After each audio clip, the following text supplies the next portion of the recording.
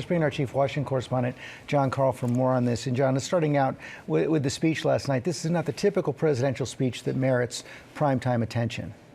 Look, George, when the President of the United States asks for primetime network airtime to address the nation, it is usually either to make a statement about a national crisis, to announce a major new initiative, or to speak on an issue of war and peace. This was none of that. In fact, I cannot recall a primetime presidential address that was as defensive and hyper-partisan as this one. By my count, President Trump mentioned Joe Biden and the Democrats 15 times over the course of that 20-minute address. And as he made those partisan attacks, this speech was littered with false statements and exaggerations. He claimed prices were coming down from record highs when he took office.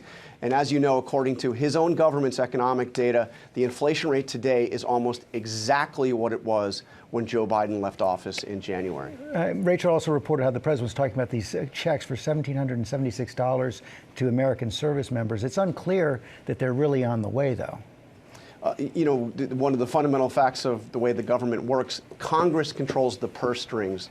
Many of Republicans have said previously, if the president's going to do some kind of rebate, Congress needs to authorize that. Of course, the backdrop for all this is the president's declining poll numbers on the economy and his overall approval.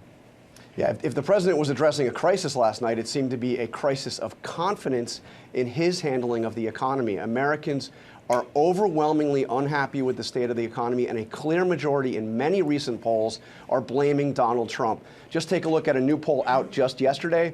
57% say they disapprove of Trump's handling of the economy.